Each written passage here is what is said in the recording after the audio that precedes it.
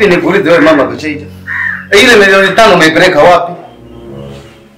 Pesa imekwenda wapi? Nataka nikuulize pesa imekwenda wapi? Mwanangu, pesa nimeenda kutunza. Wewe unajua kabisa shughuli ile ya Tifakasimu, mjumbe wa serikali za mtaa babangu, mtu na jina lake. Nenda pale kutunza ushubwada. Ainogi.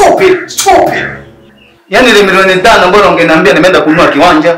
Milioni 5 bora ungeniambia nimeenda kwanza sio kupalilia mpunga kwenu. Milioni 5 bora ungeniambia tu umefanya kitu gani, lakini sio kucheza. Kwenda kutunza shughuli. Umepata faida gani? Kwa hiyo zaidi faida umekuja na kijoro. Umekula vibogo vyake ndio umelizika. Unaonekana eti inaonekana unatunza mama fulani ndio nini? Hii shida yote watu wa pwani hamna akili. Na maana sisi watu wa kaskazini tunapendeka sana kuwa nyumbani. Na mimi nimeteleza tu. Mimi natoka zangu. Sijapenda mambo yako kabisa. Mimi ni kama naenda kutunza nisamehe nini narudi. Nisamehe mama. Nikikusamehe pesa itarudi ndani. Hairudi, mimi nataka masikilizano. Kama ulikuwa unataka masikilizano itakiwa milioni 5 usingeenda kuitupa. Faida yako moja ya kijoro.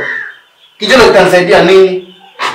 Milioni 5 bora ungempa Kashaija akaenda kutumia. Milioni 5 bora ningefanya chochote.